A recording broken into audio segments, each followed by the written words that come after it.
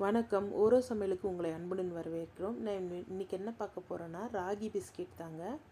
ரொம்ப சூப்பராகவும் ஹெல்த்தியாகவும் செஞ்சிடலாம். வீட்டிலே செஞ்சு கொடுக்கலாம்.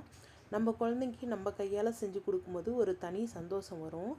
அது எப்படி செய்யலான்னு பார்க்கலாம் வாங்க. நீங்கள் ஒரு டைம் டைப் பண்ணிங்கன்னா திரும்ப திரும்ப செய்வீங்க. அந்தளவுக்கு ரொம்ப டேஸ்ட்டாக இருக்கும். எப்படி செய்யலான்னு இதுக்கு நெய் 76 கிராம் எடுத்துருக்கேன். அதே அளவு நாட்டு சர்க்கரை எடுக்கணும். நாட்டு சர்க்கரையும் அதே அளவு எடுத்துக்கணும். இது ரெண்டும் நல்லா கலக்கணும். எடை போட்டு எடுத்துக்கோங்க. அப்போ தான் நம்மளுக்கு மெஷர்மெண்ட் கரெக்டாக இருக்கும். இல்லைனா ஒரு சின்ன டீ கப் அளவில் கூட நீங்கள் மெஷர் பண்ணிக்கலாம். இப்போ நம்ம அளவு எடுத்துக்கிட்டோம். அளவு பண்ணி இப்போ இதை ஒரு விஸ்கு வச்சு நம்ம அடித்து எடுத்துக்கலாம். இல்லைனா நம்ம கையிலே கூட நாட்டு சர்க்கரை கரையிற அளவுக்கு நல்லா அடித்து எடுத்துக்கலாம். அதுவும் இல்லைனா நீங்கள் மிக்சியில் ஒரு பல்ஸ் மோடில் விட்டு கூட எடுத்துக்கலாம். இப்போ நல்லா நம்ம கரையிற அளவுக்கு கொஞ்சம் அடித்து எடுத்துக்கலாம். இப்போ நல்லா அடித்து எடுத்தாச்சு.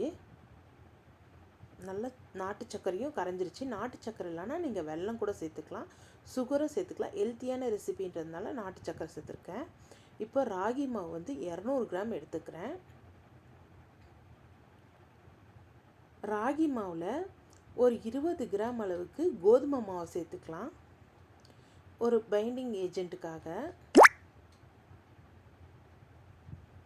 அது கூட அளவு பண்ணி எடுத்துக்கிட்டு நல்லாயிருக்கும். ஒரு டீ ஸ்பூன் போல் பேக்கிங் பவுடர் எடுத்துக்கலாம். பேக்கிங் சோடா இல்லை, பேக்கிங் பவுடர் எடுத்துக்கலாம்.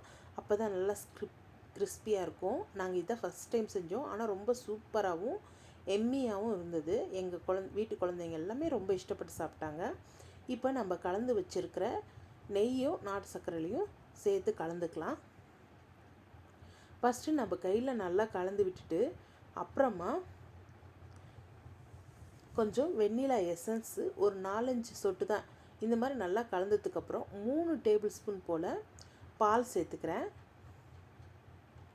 நீங்கள் பத்தலைன்னா இன்னும் கொஞ்சம் 2 டேபிள் ஸ்பூன் போல் சேர்த்துக்க வேண்டியது இருக்கும்.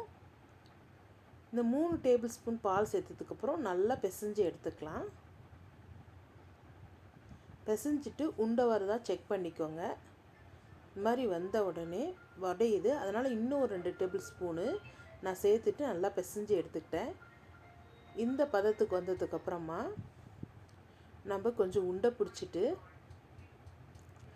உள்ளங்கையில் வச்சு அமுத்தினோம்னா வடை மாதிரி அமுத்ததுக்கப்புறம் இந்த வீர்லெல்லாம் விட்டுருக்கோம், அது கொஞ்சம் நம்ம கையிலே ரோல் பண்ணி எடுத்துக்கலாம். இந்த மாதிரி எல்லா பிஸ்கெட்டும் ரெடி பண்ணி எடுத்துக்கலாம். நான் ஃபஸ்ட்டு ஒன்று சாம்பிளுக்காக செஞ்சு பார்த்தேன். அவனில் வச்சதுக்கப்புறமா ரொம்ப சூப்பராக வந்தது. அதுக்கப்புறம் நான் எல்லா பிஸ்கெட்டும் செய்ய ஆரம்பித்தேன்.